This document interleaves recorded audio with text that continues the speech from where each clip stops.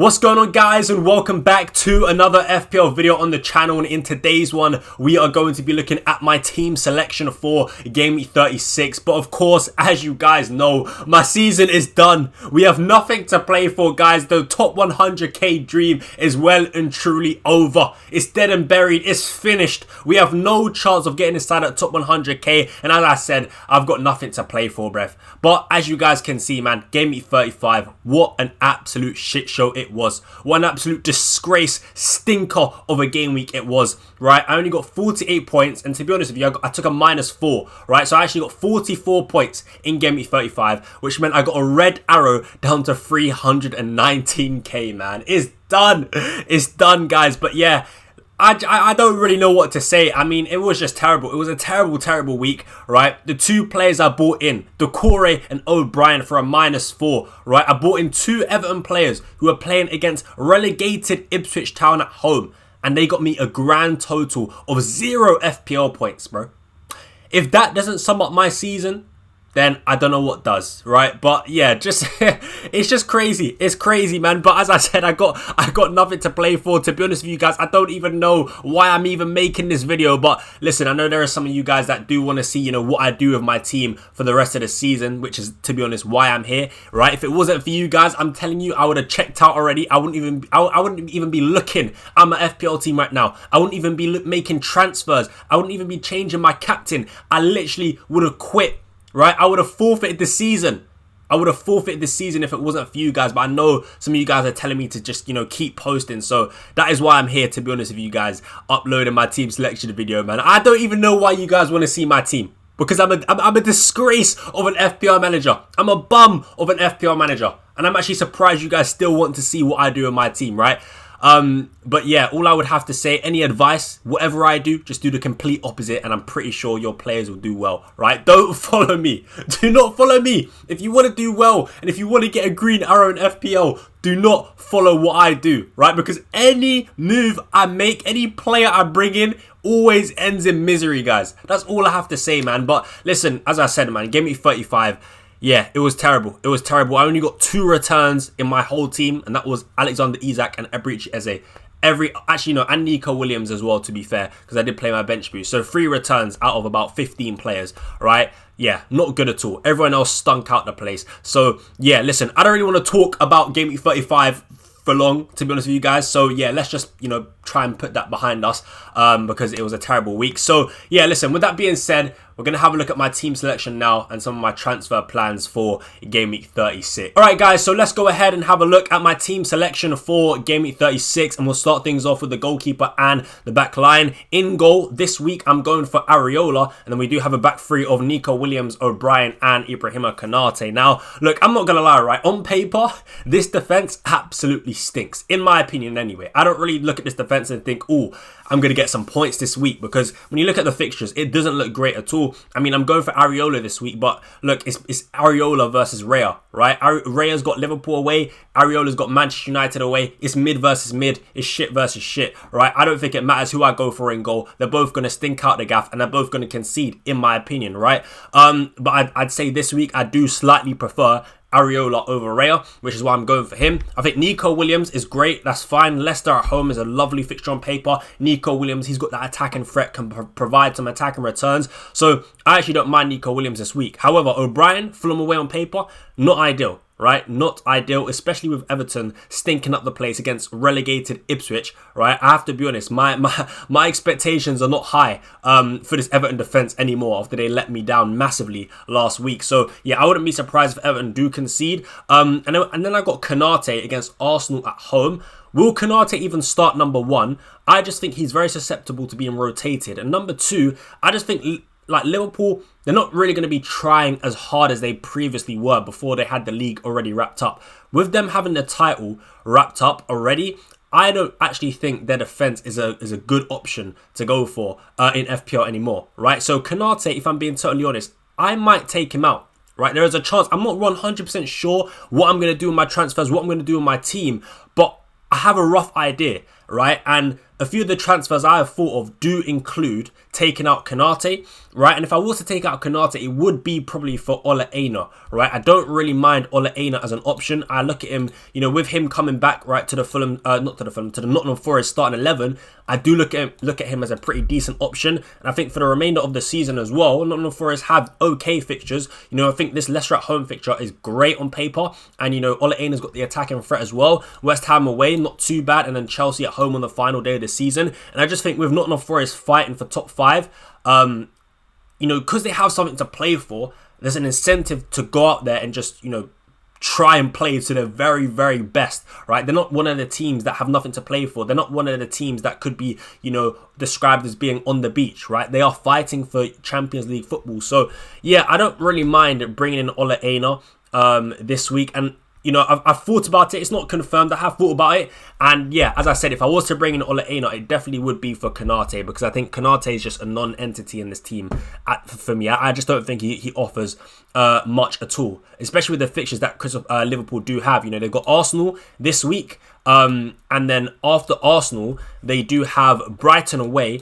and then Palace at home. So, yeah, I'm more than happy to go without Konate for the remainder of the season, if I'm being totally honest. So, yeah, that's what I'm thinking to do with my defence at the moment. On the bench, I've got Saliba and Mykolenko. I'm going to keep Mykolenko. I'm going to keep Saliba. I think both of those two defenders, Mykolenko and Saliba, play against Southampton, right? I think Mykolenko plays against Southampton in Gameweek 37, and Saliba plays against Southampton in Gameweek 38. So, yeah, I'm not removing any of those two. I'm keeping those because they play against Southampton in the upcoming game week. So, yeah, that is my defence. That's how I was looking at the moment. I've not made any transfers, but as I said, if I was to make the transfer, then it would be Konate out, Ole Einar in. So let's move on into the midfield, and we do have Ismaila Sarr, Mohamed Salah, Eberechi Eze, and Morgan Rogers. Honestly, I'm pretty happy with this midfield four, if I'm being totally honest. I think Sarr and Eze playing against Spurs away, really, really nice fixture on paper. Spurs are playing in a Europa League game against Bodo Glimt, right, away from home on a Thursday night, so they're probably going to play one of their strongest teams in that fixture and then probably rotate heavily in this game against Crystal Palace, right? So, yeah, I'm actually expecting a lot of points from the Palace players against Spurs away from home, if I'm being totally honest, man, because, yeah, Spurs, like I said, man, they're playing on a Thursday night away from home in the Europa League, tough conditions as well. I'm pretty sure to the area they're going in is very, very cold out there. So, yeah, it's not really ideal for Spurs. And as I said, man, I do expect Ange to rotate heavily for this game against Crystal Palace. And I think Crystal Palace will field their strongest starting 11. And I could see them, you know, scoring a few goals, to be honest with you. So I think this game as well suits a player like Ismaila Sarr with the way that Tottenham like to play as well. They leave plenty of space in behind. So, yeah, man, I'm more than happy to keep my Palace players for this fixture. I think they actually do have very, very good potential in this game. Mohamed Salah playing against Arsenal at home. I have thought about taking out Mohamed Salah. I'm not gonna lie, I have thought about it, but his ownership is just so high. I don't know if I want to bet against him, and to be honest with you, maybe I should, because I've not really got anything to play for. I mean, what have I got to lose, right? Going against Mohamed Salah, I feel like I don't have anything really to lose, but I have thought about it. I don't know. I don't think I'm going to do it. As I said, I think, look, I do expect Salah to play, right? The remainder of the season, I do expect Salah to play. Arsenal, Brighton, Palace, those last 3 games, I do expect him to start all of them, because he is chasing, you know, the records, right? He wants to break the assist record. So I do expect him to play. I do expect him to start. I do expect him to get the, you know, full 90 minutes. But I just think owning Liverpool players right now, for me anyway, I just don't know if it's ideal, if I'm being totally honest. And I have thought about taking out Salah and possibly bringing in Kevin De Bruyne, right? Because City obviously going for the Champions League places. They pretty much, I think they are going to get it, right? But I think with these fixtures here, Southampton away, Bournemouth at home, Fulham away, I like De Bruyne. I do like De Bruyne. And I think he can wreak havoc in this game against Southampton away. This is the fixture I'm eyeing up, because I think he's also a very, very good captaincy option. Now, what I will say is I don't need to take out Salah to get De Bruyne, right? Because I've got 8 million in the bank. So I could take out Sarr, I could take out Salah, I could take out Decore, Eze, I could take out any one of my midfielders to bring in De Bruyne. But I will say De Bruyne is someone, right, that I am also considering to bring in, because as I said, I love these fixtures, and I think De Bruyne is in form at the moment. He looks good. and just Southampton game. And I really do think this could be a very big scoring game for Man City. I'd say 4-5, 6-0, right, is what I'm predicting. And I think, yeah, De Bruyne will definitely be involved in the goals and assists. So, yeah, I think De Bruyne is someone that I'm considering. But I don't really want to take out Salah. I don't want to take out Eze.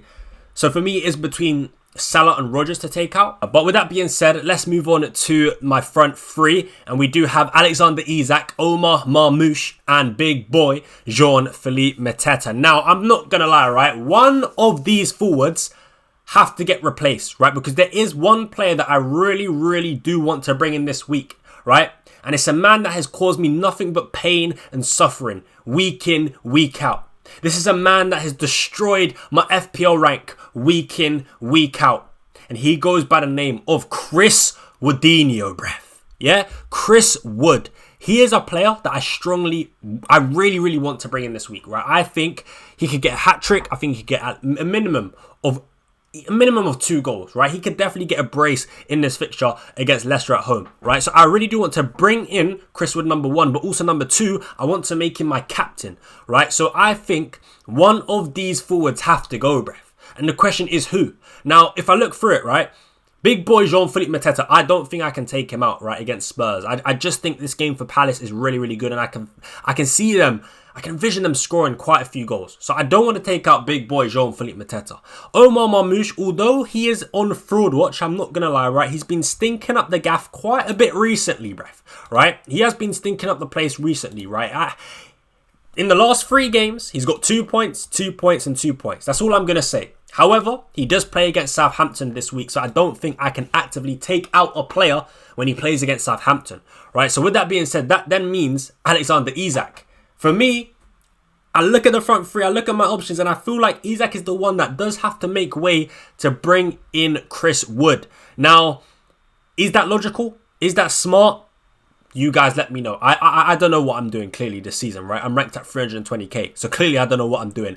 But I think this week, there's a good chance I do take out Alexander Isak and bring in Chris Wood and make him my captain, right? I just love the fixture. I love this fixture for Chris Wood. Leicester at home. It's just such a good fixture on paper. And I can just see Chris Wood getting 2-3 goals. That's what I picture in my mind, bro. So I think that's what I want to do this week. So yeah, let me know what you guys do think of that in the comments. Now, in terms of transfers, right, there is a good chance I take a -4. As I said, I'm a bit unsure as to who I want to take out in my midfield for Kevin De Bruyne. So I'm a bit 50-50 on bringing in Kevin De Bruyne, even though I do like him as an option, right? I'm not sure if it's worth a hit. However, there are 2 options that I am like 99% sure I'm going to make. And that is Isak out, Chris Wood in, and also Konate out, Ole Einar in. Right, they're the 2 transfers that I'm most likely going to make this week. So, of course, if I do make those transfers, it means I'll have Einar in the team and Chris Wood in the team. So, yeah, this is then how the team would shape up if I were to make those 2 moves, right? Again, as I said, I'm still 50-50 on the Bruyne, but for now, what you guys can see on the screen is with Ole Einar in the squad and Chris Wood in the squad. That's how my team would look for Gameweek 36, and then I would then make Chris Wood my captain. I think that's what I want to do, right? Because I don't really want to captain Omar Marmoush given the bad form he's been in recently.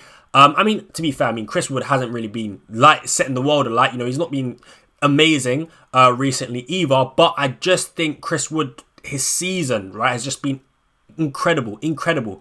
And as I said, Nottingham Forest really, really pushing to get that top 5 finish. And Leicester at home, just a great fixture on paper. So yeah, I really do want to captain Chris Wood this week.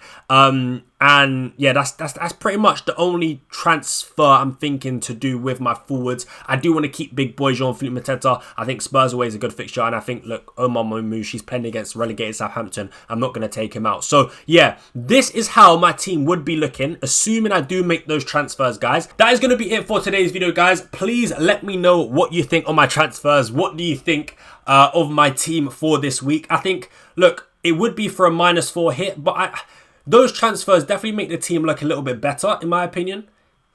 But the way my season is gone, I wouldn't be surprised if it does terrible. But let's just wait and see. The question is, do I take a -8? Do I take an extra -4 to bring in De Bruyne for one of these midfielders? I don't know.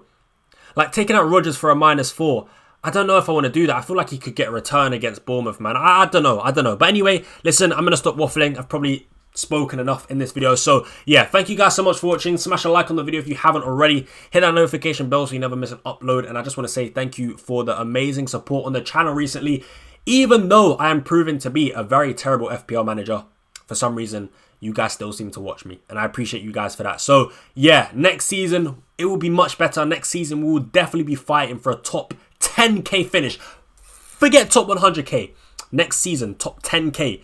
We will be there, guys. More than you can believe. But until then, I'm out. Peace.